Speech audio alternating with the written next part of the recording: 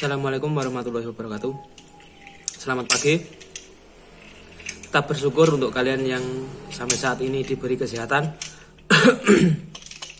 Dan tetap bersyukur juga untuk kalian sampai hari ini yang masih diberi sakit. Kenapa? Ketika kita diberi sakit, kita itu digugurkan teman-teman dosa-dosanya. Diambil dosa-dosa kita, diambil juga kesenangan kita, diambil juga keceriaan kita.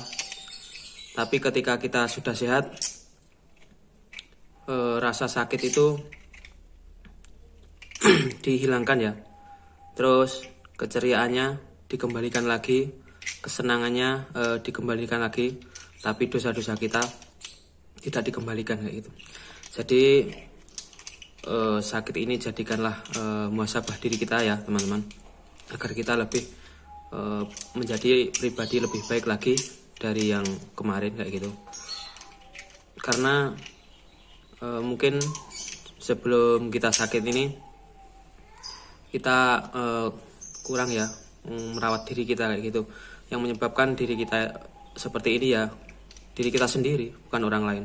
Karena mungkin kita sering begadang, kita sering makan makanan yang kurang pas di lambung kita sering stres kayak gitu. Jadi yang membuat diri kita seperti ini ya kita sendiri, bukan orang lain kayak gitu. Jadi lebih sayangi diri kalian masing-masing kayak gitu.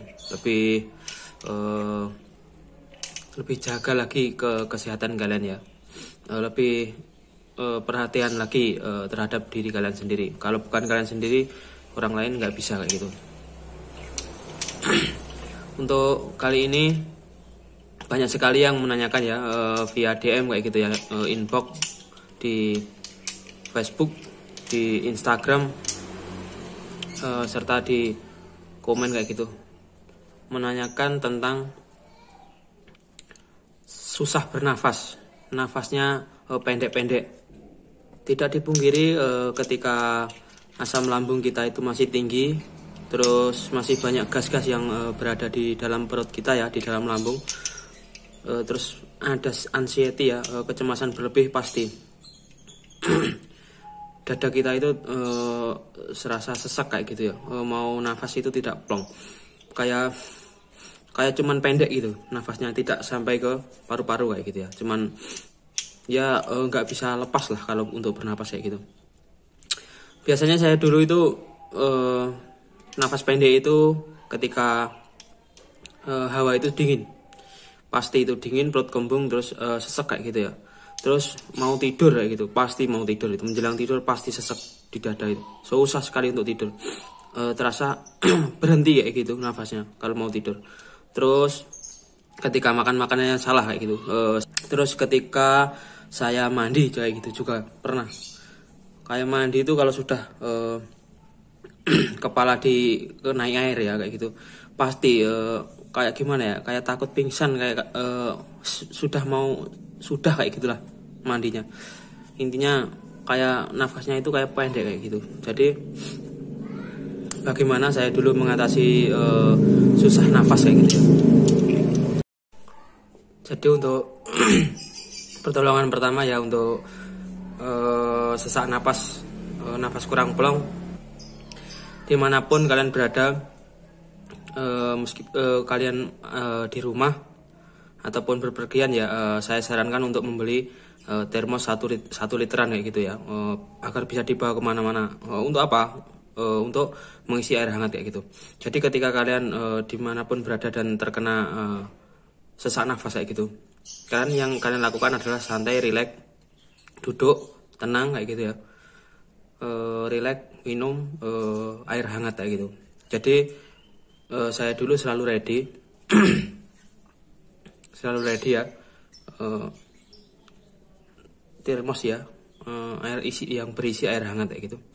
Jadi ketika nafas kurang plong ya, kalian duduk, rileks, tenangkan pikiran dan minum air hangat kayak gitu. Terus yang kedua, selalu ready saya dulu ya, kayak gini. Ini adalah minyak aromaterapi kayak gitu.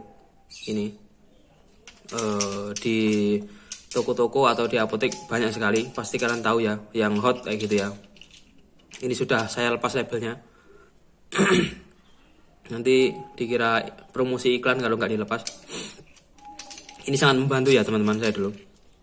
Jadi selain air hangat yang selalu saya bawa kemana-mana di termos 1 literan, saya juga membawa minyak kayak gitu ya, minyak aromaterapi yang hot kayak gitu ya, yang seger kayak gitu.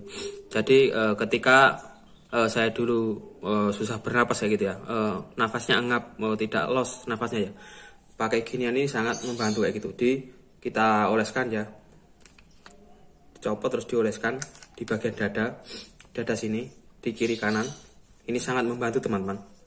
Terus sama di tenggorokan sini kayak gitu. Terus ntar sama di punggung kayak gitu. Kalau sudah, ini dibuka sedikit terus dihirup kayak gitu. Ini sangat membantu sekali ya. Ini membuat kita lebih rileks, lebih tenang kayak gitu ya. Bisa agak plong lah di dada kita, nafas kita jadi lebih enakan kayak gitu. Nafas kurang plong ini bisa disebabkan karena banyaknya gas ya di lambung kalian kayak gitu ya. Mungkin dari makanan, terus mungkin dari faktor stres kalian yang masih tinggi ya, belum bisa mengelola stres kalian ya. Ketika stres kalian masih tinggi, asam lambung juga akan tinggi kayak gitu, dan asam lambung tinggi juga menghasilkan gas di perut kalian kayak gitu. Jadi untuk kalian lebih lebih tenang lagi, lebih rileks, karena selain dari makanan itu tadi ya, dari pikiran kalian itu tadi. Apalagi kalau anxiety kalian masih tinggi kayak itu, tidak apa-apa teman-teman, tidak berbahaya itu, tidak berbahaya.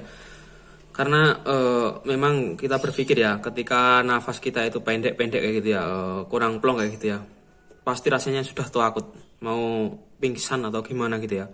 Nyatanya sampai saat ini ya, yang saya lakukan, yang pernah saya alami dulu ya, kayak gitu. Serasa sudah mau habis nafasnya, tapi nggak habis-habis. Kalian bisa ya untuk nafas kalian yang kurang plong kayak gitu ya, selain kemana-mana membawa termos air hangat itu tadi, dan juga membawa minyak aromaterapi, kalian latih diri kalian setiap pagi kayak gitu ya, dengan olahraga berjalan kaki kayak gitu, atau latihan pernafasan kayak gitu ya. Itu sangat berguna untuk kalian kayak gitu. Jadi ketika kalian itu terkena serangan panik kayak gitu ya, terus napas kalian kurang plong, santai, duduk dulu, santai. Terus minum air hangat, santai, rileks, tenang, duduk. Terus atur napas kalian, ambil napas dari hidung, tahan di perut, dan keluarkan lagi terus kayak gitu, 4-5 kali saja, jangan banyak-banyak kayak gitu. Atur, terus pikiran kalian harus positif kayak gitu ya, lebih tenang lagi, pokoknya lebih santai, lebih rileks lah, tidak usah terburu-buru, tenang saja. Karena ketika kalian mendapati nafas kalian pendek-pendek kayak gitu ya, nafas kalian kurang plong, terus kalian itu panik, asam lambung kalian akan naik lagi kalau kalian panik, dan itu akan memperparah keadaan kalian. Jadi tenang saja, rileks, santai dulu. Olahraga pagi juga sangat bagus ya teman-teman untuk pernapasan kalian kayak gitu. Jadi sehabis subuh ya kayak gitu ya, jam 5 sampai setengah 6 itu kalian bisa olahraga ya di rumah setiap pagi. Olahraganya jangan berat-berat dulu ya, stretching, kepala, tangan, kaki, terus jalan. Kalau kuat lari kecil-kecil ya lari, kalau belum kuat ya, kalau masih kelingan ya jalan saja, jalan di depan rumah kayak gitu ya. Itu sangat membantu ya. Jangan berdiam diri di rumah. Intinya kalau nafas kalian pendek-pendek ya itu tadi, lihat dulu dari makanan kalian, terus anxiety kalian kayak gitu. Jika kalian berpikir positif kayak gitu ya, itu akan segera hilang kayak gitu. Jadi ketika mau tidur itu kan juga sesak napas ya teman-teman. Jadi saya menemukan bagaimana caranya kalian kalau tidur kan masih di lebih tinggi ya kepala kalian. Jadi usahakan kepala kalian lebih tinggi dari lambung kalian ya, agar tidak naik asam lambung kalian ketika asam lambung tinggi ketika tidur ya. Jadi kalian 2 bantal di belakang kepala sini ya, kayak gitu. Terus kalian bentangkan saja tangan kalian. Bentangkan saja kalian kayak gini. Jadi posisi terlentang, terus bentangkan tangan kalian.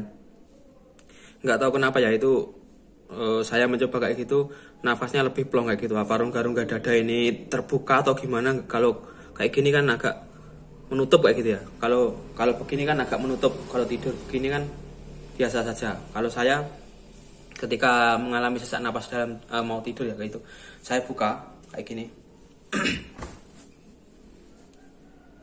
Saya buka kayak gitu teman-teman. Jadi dibuka kayak gini, agak plong ya di dada kayak gitu. Apakah rongga-rongga dada ini terbuka atau gimana juga nggak tahu. Pokoknya yang terpenting di belakang sini kan ada 2 bantal kayak gitu, agar lebih tinggi ya. Terus saya terlentang kayak gitu, tangannya dibuka kayak gitu. Itu sangat membantu sekali ya, sangat plong ya di dada kayak gitu. Jadi untuk kalian yang masih nafasnya kurang plong kayak gitu, kalian usahakan makannya dijaga dulu. Terus pikiran kalian lebih diolah lagi agar kalian kalau bisa melawan anxiety kalian ya, melawan kecemasan kalian, itu akan mendekati kesembuhan kalian kayak gitu. Jadi sensasi-sensasi itu akan hilang. Terus olahraga teratur pagi hari ya, itu sangat bermanfaat sekali ya untuk nafas kalian kayak itu. Jadi lakukan 3 itu ya. Yang pertama, lihat makanan kalian yang menyebabkan asam lambung tinggi. Terus ada gas di perut, itu yang menyebabkan sesak napas kalian ya. Terus kecemasan kalian, anxiety kalian itu juga akan memperparah nafas kalian, akan lebih pendek-pendek lagi kayak gitu ya, kurang plong kayak gitu. Yang ketiga adalah olahraga kayak gitu. Olahraga ini sangat membantu sekali teman-teman ya, untuk kalian yang nafasnya kurang lega kayak gitu ya. Itu sedikit tips dari saya ya, semoga bermanfaat. Assalamualaikum warahmatullahi wabarakatuh.